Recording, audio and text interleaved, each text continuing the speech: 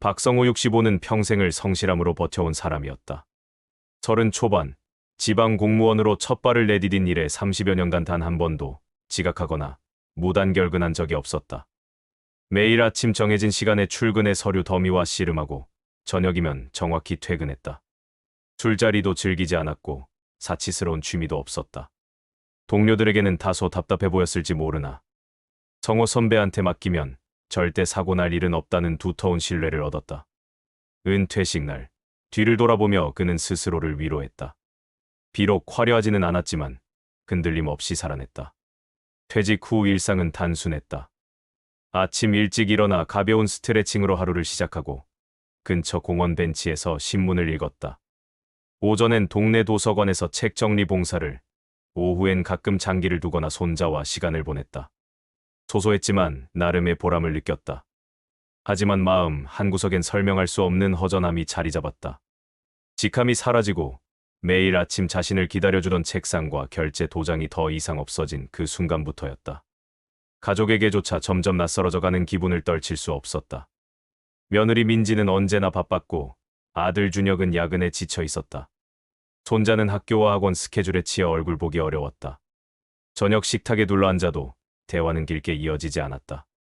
성호는 입을 열었다가도 괜히 잔소리로 들릴까 싶어 말을 삼키곤 했다. 그렇게 시간이 흘러가며 그는 가족들로부터 조금씩 멀어지고 있다는 외로움을 느꼈다. 그런데 어느 날 아파트 우편함을 열다가 낯선 브로슈어를 발견했다. 눈에 확 들어온 문구가 그의 발걸음을 멈춰 세웠다. 실버케어 요양원, 편안하고 안전한 노후를 약속합니다. 하얀 종이에 또렷하게 인쇄된 그 문구. 단순한 광고일 뿐이었지만 성호의 심장은 순간 철렁 내려앉았다. 주변을 두리번거리며 아무도 보고 있지 않음을 확인한 뒤 서둘러 종이를 접어 주머니 깊숙이 밀어 넣었다. 집으로 돌아와 방 안에서 브로슈어를 펼쳤을 때 더 큰 불안이 밀려왔다. 사진 속 환하게 웃는 노인들, 최신 시설을 갖춘 침대와 식당, 친절한 의료진이 곁에 있는 장면들. 모든 것이 마치 자신에게 곧 이곳으로 오라고 속삭이는 듯했다. 그는 애써 고개를 저었다. 설마 이건 그냥 우연히 들어온 광고겠지. 하지만 마음 깊은 곳에서 묵직한 불길함이 서서히 피어올랐다. 며칠 후 작은 변화들이 그 불안을 키우기 시작했다. 민지는 전화를 받을 때마다 굳이 안방으로 들어가 속삭이듯 대화했다. 이유를 묻자 회사 일 때문이에요 라며 어색하게 웃어넘겼지만 길고 조심스러운 말투가 의심을 더욱 짙게 만들었다. 준혁은 집에 와도 자주 멍하니 생각에 잠겨 있었고 아버지와 눈이 마주치면 괜히 다른 화제로 돌리려 했다. 결정적인 순간은 손자의 무심한 말에서 찾아왔다. 어느 날 저녁 식탁에서 아이가 아무렇지도 않게 내뱉었다. 엄마가 할아버지 방은 곧 바뀔 거라고 했어.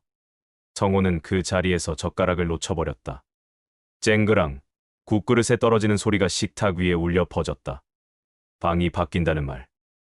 그것은 곧 자신이 이 집에서 자리를 잃는다는 뜻이 아닌가. 순간 얼굴이 화끈 달아오르고 심장이 요동쳤다. 아이의 말은 순수했지만 그 안에 감춰진 진실이 있는 것만 같았다. 그날 밤 성호는 좀처럼 잠을 이룰 수 없었다. 결국 나는 버려지는구나. 평생을 일해온 대가가 이런 건가.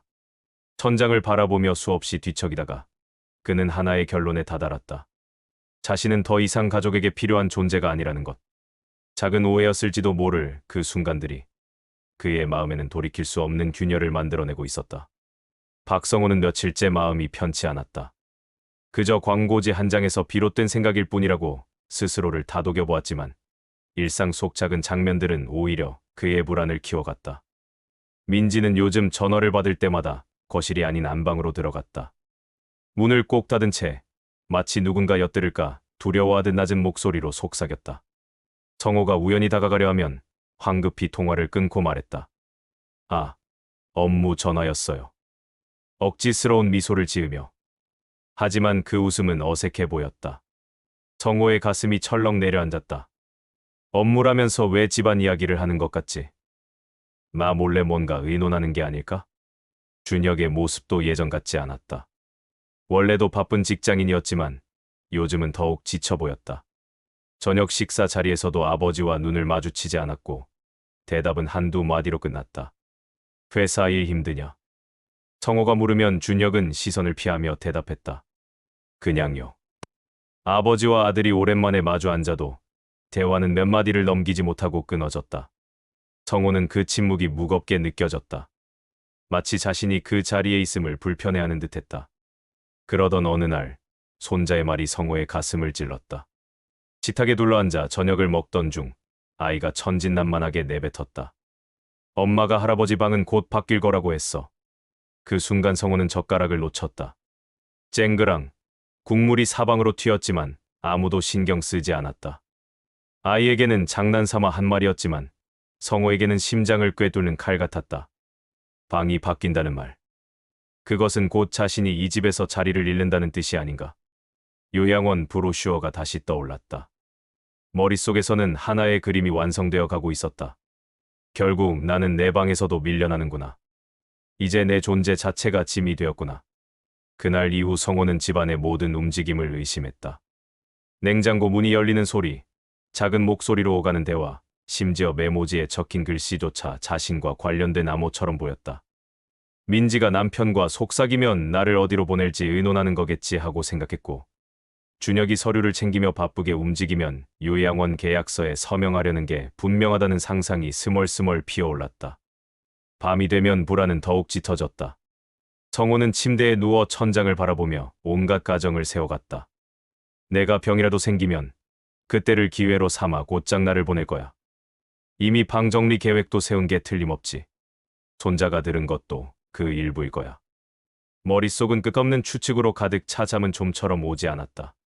다음 날 거실 탁자 위 종이봉투 하나가 그의 눈에 띄었다.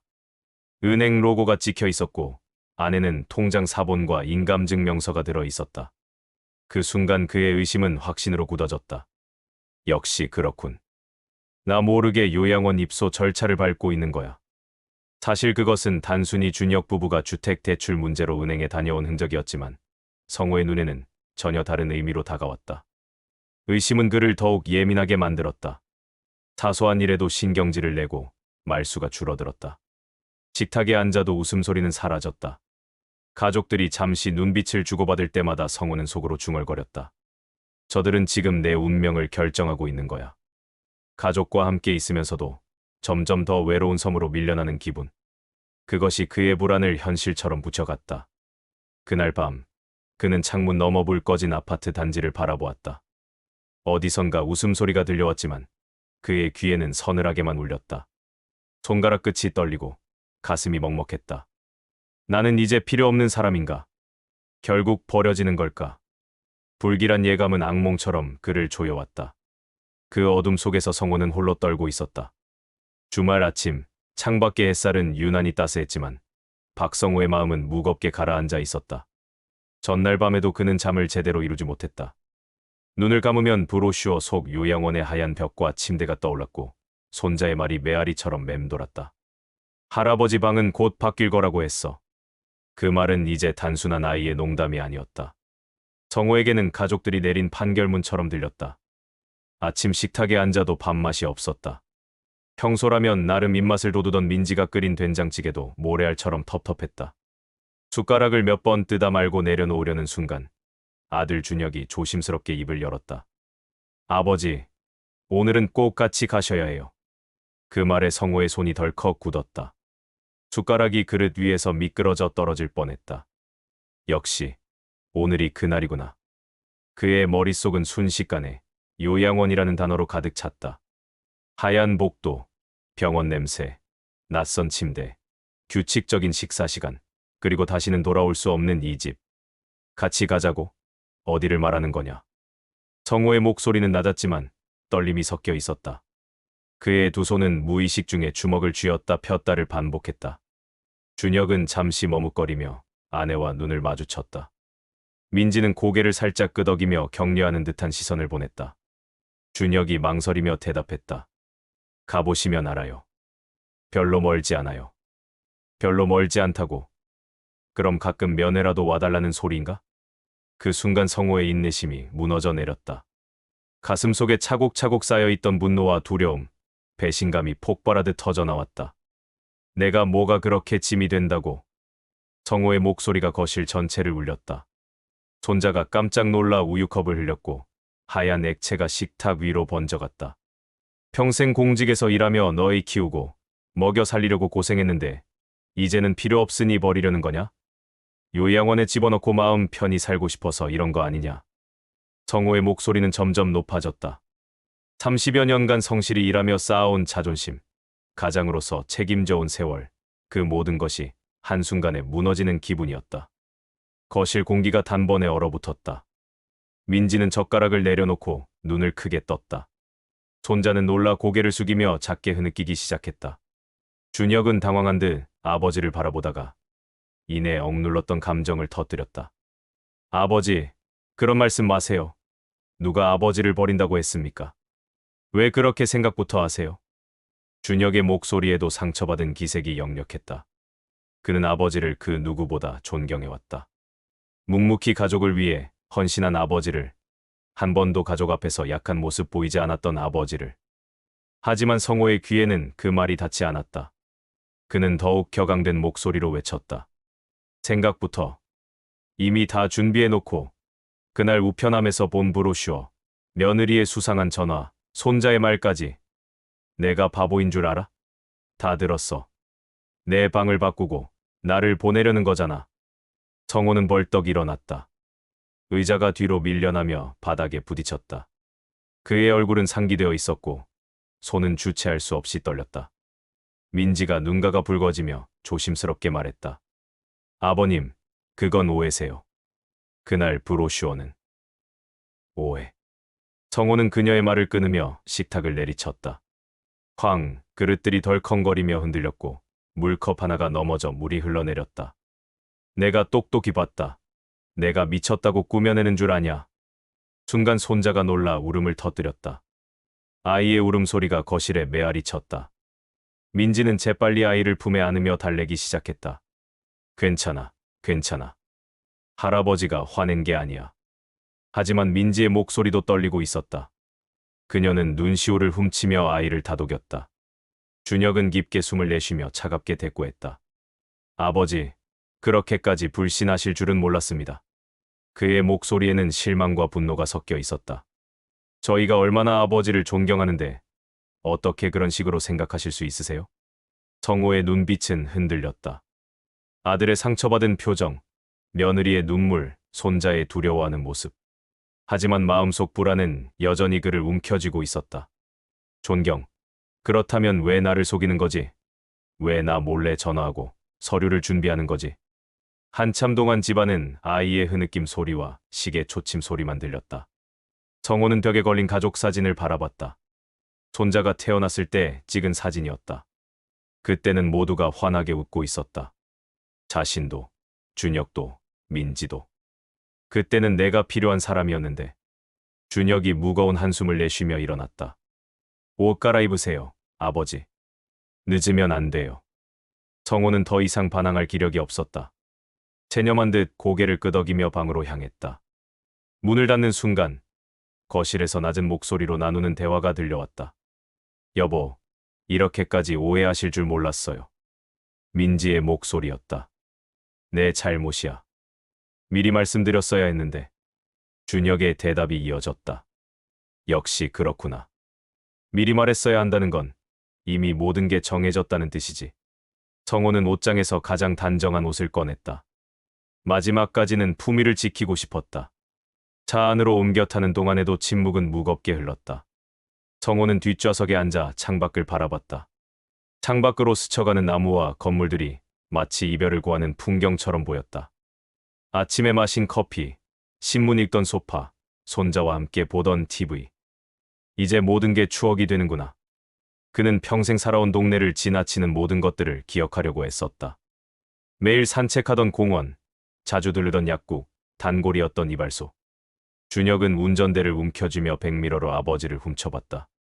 뒷좌석에 앉은 아버지의 어깨가 평소보다 작아 보였다. 한때는 그렇게 든든하고 커 보였던 아버지의 등이 이렇게 외롭게 느껴진 적은 없었다. 민지는 조수석에서 손수건을 꺼내 눈가를 닦았다. 손자는 카시트에 앉아 여전히 훌쩍거렸다. 할아버지, 화났어? 아이의 작은 목소리가 차 안 침묵을 깼다. 정호는 손자를 바라봤다. 그 순진한 눈동자에는 걱정과 미안함이 가득했다. 아니란다. 할아버지는 화나지 않았어. 정호가 최대한 부드럽게 대답했다. 아이만큼은 상처 주고 싶지 않았다. 그럼 왜 울었어? 할아버지가 언제 울었다고 그러니? 아까 눈물 났잖아. 아이의 순수한 관찰에 성호는 할 말을 잃었다. 정말 자신이 울고 있었던 걸까? 차는 점점 시내 중심가로 향했다. 성호가 예상했던 것과는 다른 방향이었다. 요양원이라면 좀 더 외곽, 조용한 곳에 있을 거라 생각했는데. 혹시 큰 종합병원부터 들르는 건가? 건강검진이라도 받으라고? 차창 너머로 익숙한 건물들이 지나갔다. 은행, 백화점, 관공서.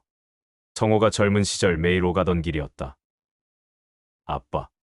준혁이 조심스럽게 말을 꺼냈다. 오늘 정말 중요한 날이에요. 그러니까 너무 서운해하지 마세요. 중요한 날, 요양원 입소가 그렇게 중요한 일인가? 성호는 대답하지 않았다. 그저 창밖을 바라보며 마지막 풍경들을 눈에 담으려 했다. 민지가 뒤를 돌아보며 말했다. 아버님, 정말 좋아하실 거예요. 저희가 오래 준비한 일이거든요. 오래 준비했다고. 역시 내가 맞았구나. 성호의 마음은 더욱 무거워졌다. 얼마나 오래전부터 자신을 버릴 계획을 세운 걸까? 차는 서서히 속도를 줄이며 어떤 건물 앞에 멈춰섰다. 성호는 고개를 들어 건물을 바라봤다. 그런데 이상했다. 요양원 같아 보이지 않았다. 오히려 꽤 현대적이고 깔끔한 건물이었다. 도착했습니다. 준혁이 시동을 끄며 말했다. 성호는 여전히 의심스러운 눈으로 건물을 바라봤다. 설마 속이려는 건 아니겠지? 겉으로는 다른 건물처럼 보이게 해놓고. 그렇게 차에서 내린 성호는 자신의 운명을 받아들일 준비를 하고 있었다. 그 순간만큼은 마지막 자존심이라도 지키고 싶었다. 차에서 내린 성호는 건물 앞에서 잠시 발걸음을 멈췄다. 생각보다 현대적이고 깔끔한 외관이었지만 여전히 마음 한편으로는 이곳이 내가 마지막에 머물 곳이구나라는 생각이 들었다. 정말 이렇게 끝나는 건가? 65년을 살아온 내 인생이 이런 식으로? 하지만 이상하게도 예상했던 절망감과는 다른 감정이 피어올랐다. 마음 한켠에서 혹시 내가 오해한 건 아닐까? 라는 작은 의문이 싹 트기 시작했다. 준혁의 표정에서 잃었던 진심, 민지의 눈가에 맺혔던 눈물, 그리고 손자의 순수한 걱정. 그 모든 것들이 단순히 자신을 버리려는 계획의 일부였을까? 준혁이 조심스럽게 아버지 곁으로 다가와 손을 내밀었다. 아버지, 잠시만요. 들어가서 직접 확인해 보세요. 그의 목소리에는 더 이상 조급함이나 불안이 없었다. 오히려 차분하고 확신에 찬 톤이었다. 저희가 말로 다 설명하는 것보다 보는 게 나을 것 같아요. 성호는 잠시 멈칫했다. 아들의 눈빛에서 무언가 다른 것을 읽을 수 있었다. 그것은 자신을 속이려는 계산이 아니라 진심 어린 기대였다. 내가 정말 잘못 생각한 걸까? 결국 그는 고개를 끄덕이며 천천히 건물 안으로 발을 들였다. 문을 여는 순간 예상과 전혀 다른 광경이 그를 맞이했다. 대기실은 생각보다 훨씬 아늑했다. 차가운 병원 냄새 대신 은은한 아로마 향이 공간을 가득 메웠고 벽에는 따뜻한 색감의 그림들과 웃고 있는 사람들의 사진이 걸려 있었다. 창문 너머로는 잘 가꾸어진 작은 정원이 보였다. 계절 꽃들이 알록달록 피어 있고 벤치에서는 몇몇 어르신들이 평온하게 대화를 나누고 있었다. 따스한 햇살이 유리창을 통해 들어오며 공간 전체를 부드럽게 감쌌다. 성호는 잠시 숨을 고르며 주변을 천천히 둘러봤다. 이게 내가 상상했던 그 차갑고 무서운 곳이라고? 그때 한 직원이 환한 미소를 지으며 다가왔다. 박성호님, 오늘 오신다고 해서 기다리고 있었습니다. 편하게 앉아 계세요. 오늘은 담당 상담사와 함께 간단한 일정 확인만 하면 됩니다. 그녀의 목소리는 정중하면서도 진심으로 환영하는 느낌이었다. 마치 오래된 친구를 맞이하는 것처럼. 성호의 눈이 점점 커졌다. 이게 요양원이라는 곳이라고? 이렇게 편안하고 정성스러운 곳이라고? 민지가 조심스럽게 다가와 그의 팔을 살짝 잡았다. 아버님, 보세요. 여기서는 아침마다 간단한 운동 프로그램도 있고 다른 분들과 함께 차도 마시고 이야기할 수 있어요. 그녀의 목소리에는 며칠 전까지 느꼈던 긴장이 사라지고 대신 기대감이 묻어 있었다. 절대 혼자 격리되거나 버려지는 게 아니에요. 오히려 더 많은 분들과 어울리실 수 있을 거예요. 성호는 한 손으로 얼굴을 가렸다. 갑자기 지난 며칠간 자신이 얼마나 어리석었는지, 얼마나 가족들에게 상처를 주었는지가 한꺼번에 밀려왔다. 내가 너무 생각이 짧았구나. 그의 목소리가 떨렸다. 눈가가 촉촉해졌다. 너희가 나를 걱정해서 이런 곳을 찾아준 거였는데 나는 버려진다고만 생각했어. 준혁이 아버지 옆에 앉으며 부드럽게 말했다. 아버지, 우리가 아버지를 버리려는 게 절대 아니에요. 그의 눈에도 눈물이 고였다. 혼자 집에 계시면 넘어지시거나 갑자기 아프실까봐 너무 걱정됐거든요. 그래서 안전하고 건강하게 지내실 수 있는 곳을 찾아본 거예요. 성호는 잠시 눈을 감았다가 떴다. 손자의 얼굴이 떠올랐다. 며칠 전 자신이 화를 내며 아이를 울린 그 장면이 마음속을 파고들었다. 손자야. 할아버지가 너무 늦게 깨달았구나. 너희 부모가 할아버지를 걱정해서 한 일인데. 뒤에서 손자가 조용히 다가와 할아버지의 손을 잡았다. 할아버지, 괜찮아요. 우리 다 이해해요. 아이의 작은 손이 따뜻했다.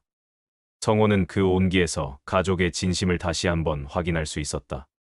그 순간 성호는 가족과의 거리가 한층 가까워졌음을 느꼈다. 지난 며칠간 자신을 짓눌렀던 의심과 불신이 눈 녹듯 사라져갔다. 대신 미안함과 고마움이 가슴을 가득 채웠다. 상담실로 안내받으며 성호는 창밖의 작은 정원을 다시 한번 바라봤다. 벤치에서 대화를 나누는 어르신들의 모습이 더 이상 쓸쓸해 보이지 않았다. 오히려 평화롭고 따뜻해 보였다. 내가 얼마나 큰 오해를 했었나. 요양원 직원이 자세하게 시설을 안내해주는 동안 성호는 곳곳에서 배려와 정성을 발견할 수 있었다. 편안한 침실, 다양한 취미활동실, 정기적인 의료 검진 시스템. 모든 것이 어르신들의 편의를 위해 세심하게 준비되어 있었다. 상담이 끝나갈 무렵 성호는 가족들을 바라보며 깊은 한숨을 내쉬었다. 갈등과 오해가 많았지만 그는 잠시 말을 멈추며 각자의 얼굴을 천천히 바라봤다. 이제야 알겠다. 너희가 얼마나 나를 사랑하는지. 민지가 아버지의 등을 살짝 두드리며 말했다.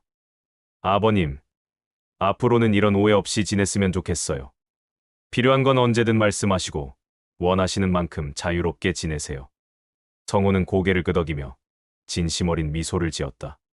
마음속 깊이 자리 잡았던 불신과 외로움이 조금씩 사라지는 걸 느낄 수 있었다. 오늘 하루를 통해 가족의 진심을 확인한 지금, 앞으로의 새로운 시작에 대한 희망이 그의 마음을 따뜻하게 채웠다. 건물을 나서며 성호는 마지막으로 그 작은 정원을 바라봤다. 햇살 아래 피어난 꽃들처럼 자신의 마음에도 새로운 계절이 시작되고 있었다. 건물을 나서며 성호는 마지막으로 그 작은 정원을 바라봤다. 햇살 아래 피어난 꽃들처럼 자신의 마음에도 새로운 계절이 시작되고 있었다. 그날 저녁, 가족들은 함께 조용한 식사 시간을 가졌다. 며칠 전까지만 해도 무거웠던 식탁의 분위기는 이제 따뜻한 온기로 가득했다. 성호는 처음으로 마음을 열고 자신의 두려움에 대해 솔직하게 털어놓았다. 사실, 나이 들어가는 게 무서웠어. 가족들에게 짐이 되는 것도, 혼자 남겨지는 것도. 준혁과 민지는 조용히 그의 말에 귀 기울였다. 손자도 평소보다 얌전히 앉아 할아버지의 이야기를 들었다. 요양원 생활이 시작된 지 한 달이 지났다. 박성호는 매일 아침 창문을 열며 새로운 하루를 맞이했다. 햇살 속에서 가벼운 스트레칭과 산책을 하며 하루를 시작하는 일상이 자연스러워졌다. 처음에는 낯설고 어색했던 요양원 생활이었지만 이제는 주변 사람들과 소소한 대화를 나누는 것이 하루의 즐거움이 되었다. 이웃 할아버지와 함께 장기를 두거나 할머니들과 함께 텃밭 가꾸기에 참여하기도 했다. 무엇보다 마음이 편안했다. 더 이상 가족들이 자신을 버릴까 하는 불안에 시달리지 않았고 대신 언제든 만날 수 있다는 확신이 그를 평온하게 만들었다. 어느 화창한 오전, 민지가 출근 전 아버지의 방을 들렀다. 창가에 놓인 작은 화분에 물을 주며 밝게 말했다. 아버님, 오늘 오후에 정원에서 친구들과 수채화 그리기 수업이 있대요. 같이 참여해 보실래요? 성호는 환하게 미소 지으며 고개를 끄덕였다. 그래, 오늘은 꼭 참여해 보겠네. 젊었을 때 그림 그리는 걸 좋아했거든. 정말요? 그럼 더 재밌을 것 같아요. 민지의 얼굴에도 기쁨이 가득했다. 아버지가 새로운 취미를 찾아가는 모습이 보기 좋았다. 주말 오후, 준혁은 손자를 데리고 요양원을 찾았다. 민석은 할아버지 손을 꼭 잡고 정원으로 향했다. 할아버지, 저 연못 보세요. 아이는 신이 나서 작은 연못 가장자리에 앉았다. 연못에 있는 물고기들 이름 제가 다 지었어요. 빨간색 큰 놈은 불꽃이, 파란색 작은 놈은 하늘이에요. 그리고 저기 숨어있는 검은색은 그림자. 성호는 손자의 상상력 가득한 이름들에 웃음을 터뜨렸다. 참 좋은 이름들이구나, 민서가. 할아버지랑 같이 새로운 물고기 이름도 지어볼까? 좋아요. 저기 노란색 물고기는 뭘로 할까요? 햇님이 어떨까? 우와, 멋져요. 할아버지. 할아버지와 손자는 연못 앞에서 한참 동안 물고기들을 바라보며 즐거운 시간을 보냈다. 요양원 내부는 따뜻한 웃음과 이야기로 가득했다. 성호는 하루하루의 일상 속에서 가족과 떨어져 있어도 여전히 단단히 연결되어 있다는 안정감을 느꼈다. 민지는 아버지의 건강 상태를 꼼꼼히 챙기면서도 지나치게 간섭하지 않았다. 대신 아버지의 자율성과 선택을 존중하며 필요할 때만 도움을 주었다. 성호는 그런 며느리의 배려에 깊이 감사했다. 준혁 역시 주말마다 빠지지 않고 아버지를 찾았다. 과거에는 대화가 어색했지만 이제는 서로의 마음을 이해하게 되면서 편안한 시간을 보낼 수 있게 되었다. 어느 날 저녁, 가족 모두가 요양원 작은 거실에 모였다. 따뜻한 차를 마시며 그들은 지난날의 오해와 갈등을 조심스럽게 되돌아보았다. 성호는 깊은 숨을 내쉬며 먼저 입을 열었다. 여러분, 아버지가 지난날을 진심으로 반성합니다. 그의 목소리에는 진심 어린 미안함이 담겨 있었다.